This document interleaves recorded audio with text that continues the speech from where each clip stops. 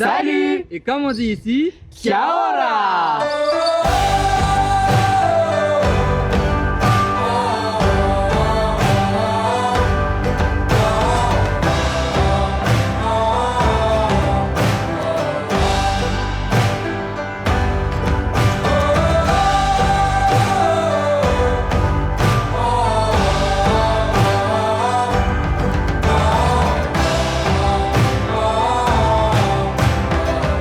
Bienvenue en Nouvelle-Zélande. C'est un pays dont on a beaucoup entendu parler cette année, malheureusement pas mal à cause des attentats qui ont eu lieu le 15 mars dernier, quand un terroriste d'extrême droite australien est entré dans 2 mosquées à Christchurch et a fait 51 morts. Mais dès le lendemain, on a aussi vu des images de toutes les communautés qui se rassemblaient autour des mosquées et qui faisaient une sorte de chaîne humaine pour permettre aux musulmans de prier en se sentant en sécurité. Et donc nous, même si Interface Tour 3 était déjà venu il y a 2 ans, on a envie d'y retourner pour essayer de comprendre qu'est-ce qui fait qu'une société peut réagir de manière positive face à quelque chose d'aussi tragique. Et on a été impressionnés par le rôle qu'a joué la première ministre néo-zélandaise Jacinda Ardern après les attentats. Et ce sont les Néo-Zélandais eux-mêmes qui en parlent le mieux. You may have seen on TV how the Prime Minister led a very compassionate leadership, and that I think helped the community to feel the same. She showed the way leadership really should act in the moments when, country could go to complete division. And I think we were very fortunate in having a wonderfully enlightened young mother as our leader in this country, Jacinda Ardern, who led the way right from the start in trying to understand, to forgive, and to respond with kindness and inclusivity. The moment that I saw Jacinda Ardern, the New Zealand Prime Minister, on a TV with hijab, I felt peace. Et d'ailleurs, ça a été un choc pour moi en tant que musulman de voir toutes les actions portées par le gouvernement néo-zélandais pour soutenir la communauté musulmane après les attentats, de voir le gouvernement dans une position d'écoute et de solidarité pour une minorité qui représente moins d'1% de la population. Vraiment, ça m'a fait me sentir comme à la maison.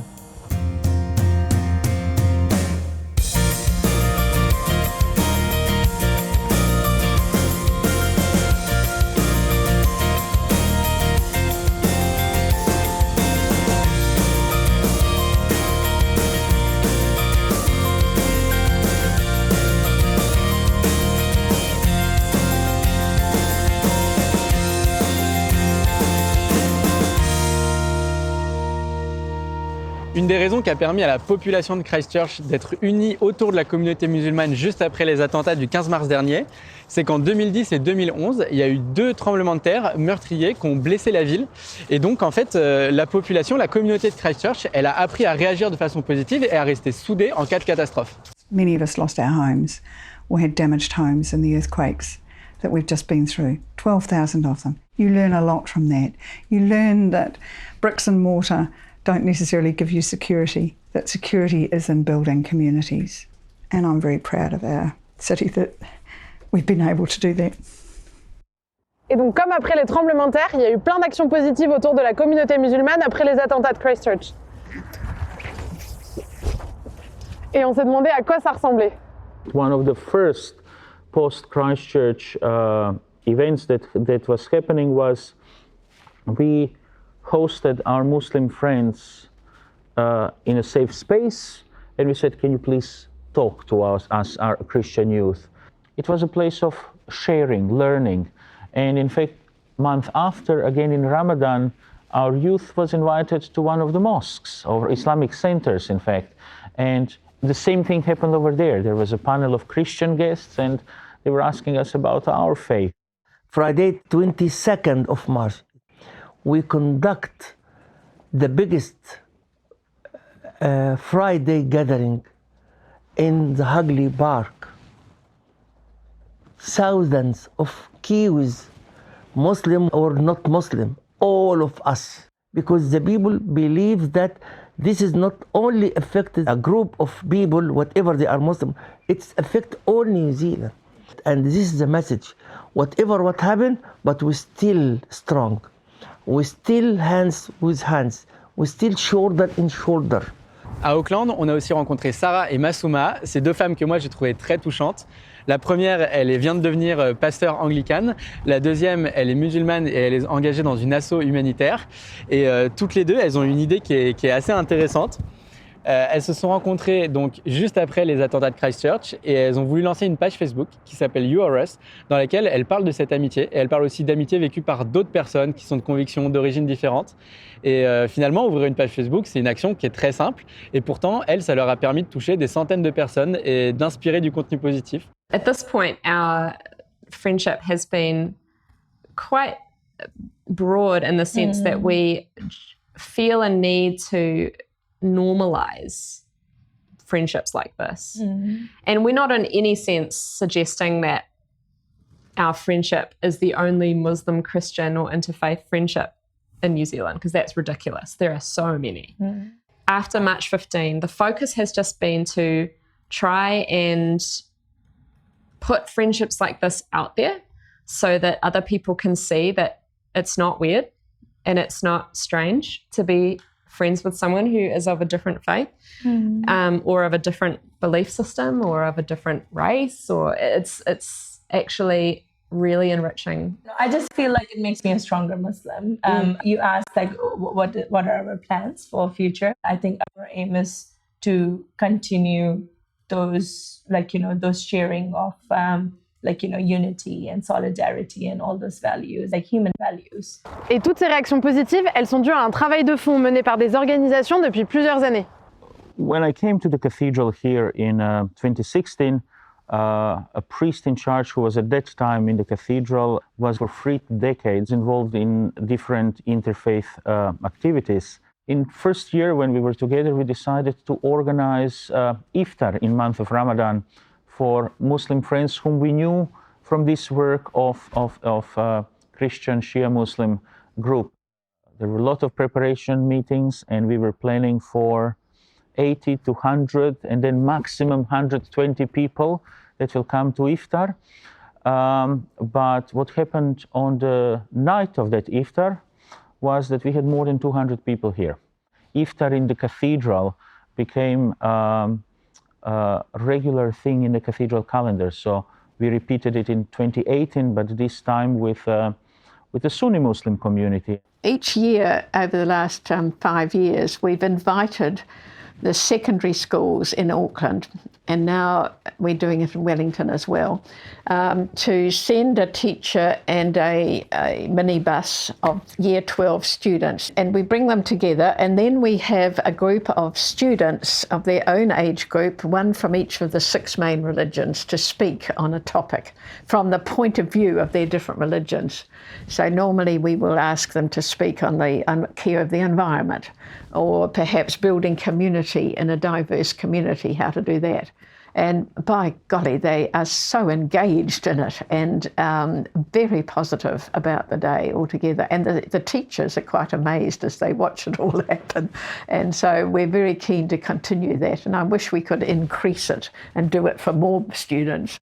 Ce qu'on a compris de ces différents projets, c'est que construire une relation sincère avec quelqu'un, c'est quelque chose qui prend du temps. Et ça, c'est peut-être un élément de réponse à une question qu'on se pose pas mal ces derniers temps, qui est comment est-ce qu'on peut devenir un bon allié ? Et d'après Sarah, c'est justement parce qu'on va faire la démarche de prendre le temps de construire une relation avec quelqu'un que le jour où cette personne va subir une discrimination, on va être capable de réagir de la bonne manière. I think it comes back to relationship. I mean, I know I keep hollering on about that, but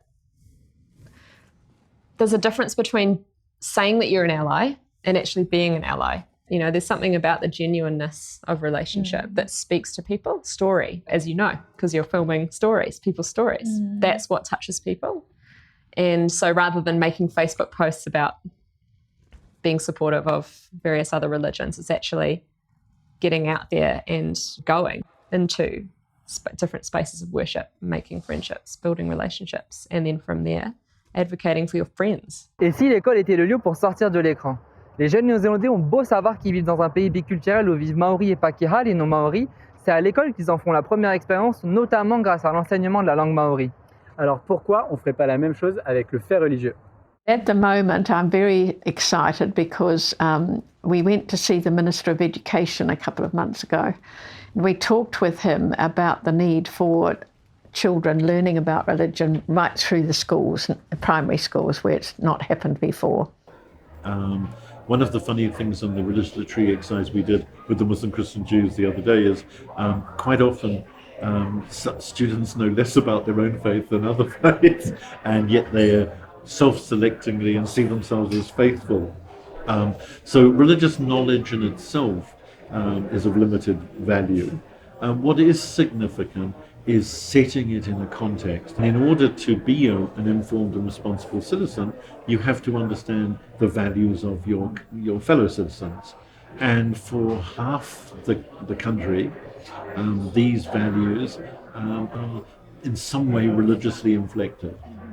And so it isn't to make you more religious or even to understand religion, it's to understand people and communities. And so a program of citizenship education that includes ethnic diversity, religious diversity, gender diversity is incredibly significant. And there's good pedagogical evidence to say that, it can help. But this area is new for everyone.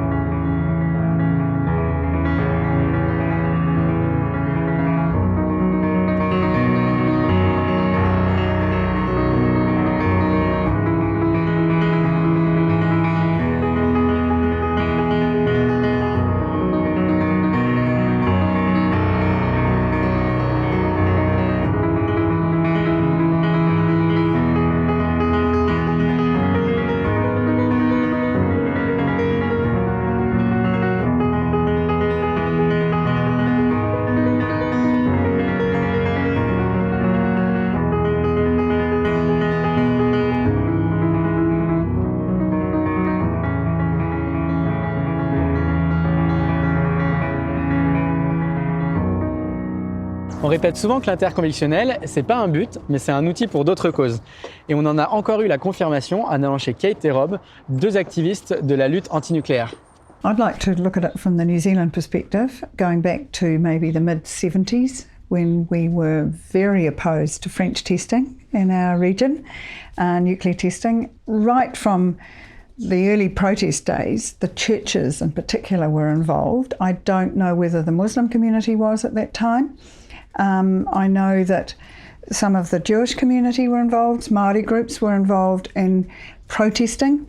And when we started getting signatures for the World Court project, so to get support internationally, we had letters of endorsement from Archbishop Tutu from South Africa.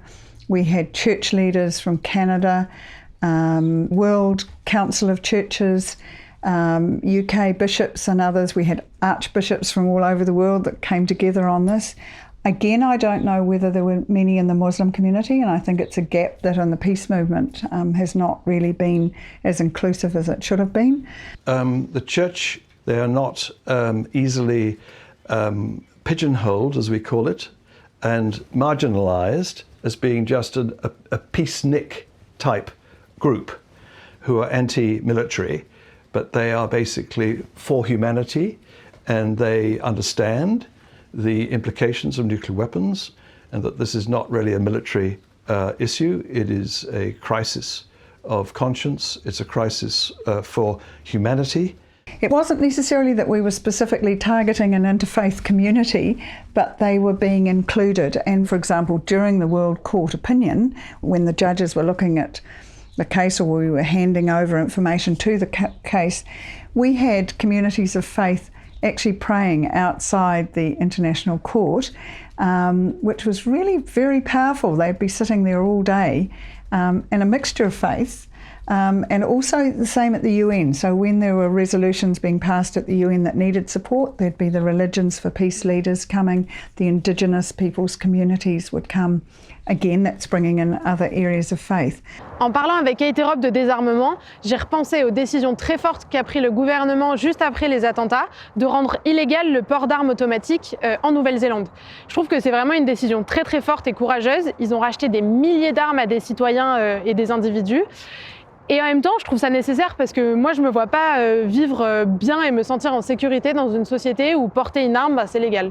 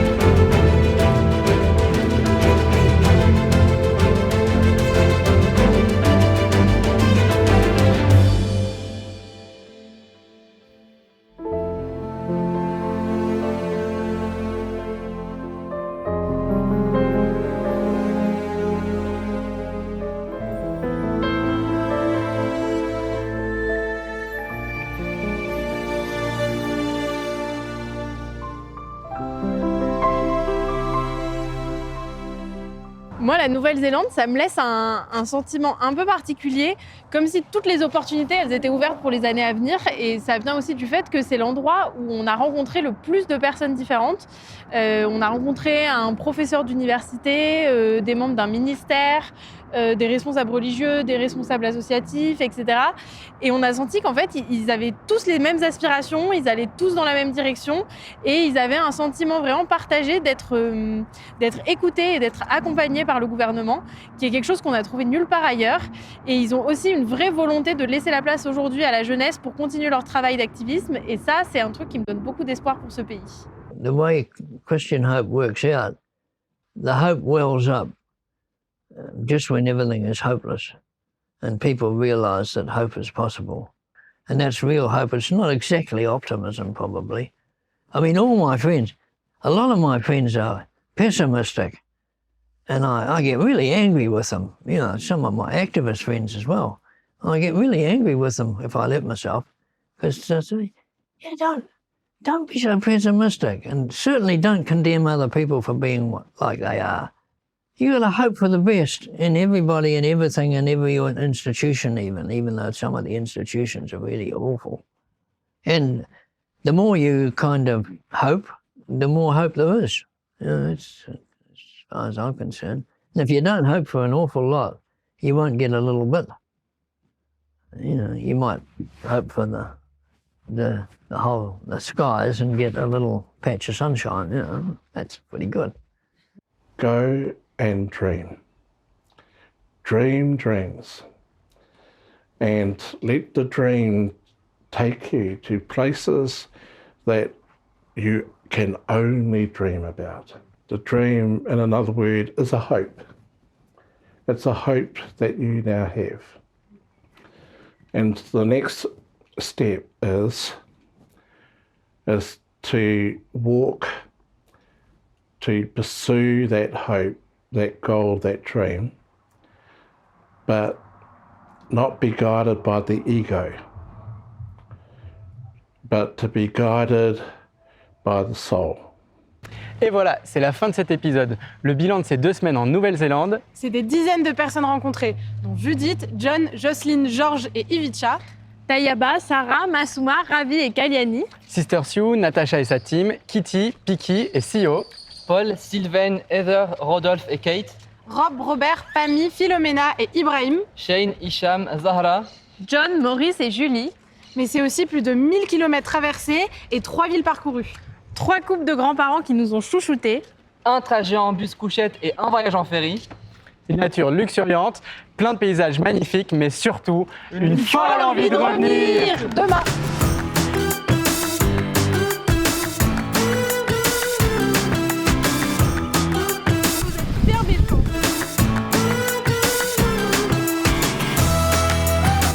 à quoi ressemble ma vie dans Interfisco. Oh. Je suis porteuse d'Adèle en fait.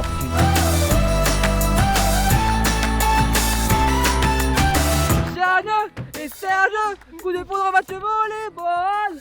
Jeanne et Serge, ah mon Dieu, le premier regard. Balance ton poids. Du coup, on va chez des sœurs. Faire les peu chers, comme on dit à Marseille. Quoi? J'ai dit faire les peu chers, comme on dit à Marseille. Ah oui. J'ai rien à dire. Je parlerai quand j'aurai dormi. It's so bad. Okay, or we can do it. We can do the numbers. 1, 2, 3, 4, 5, 6, 7, 8, 9, 10. Awesome. 10.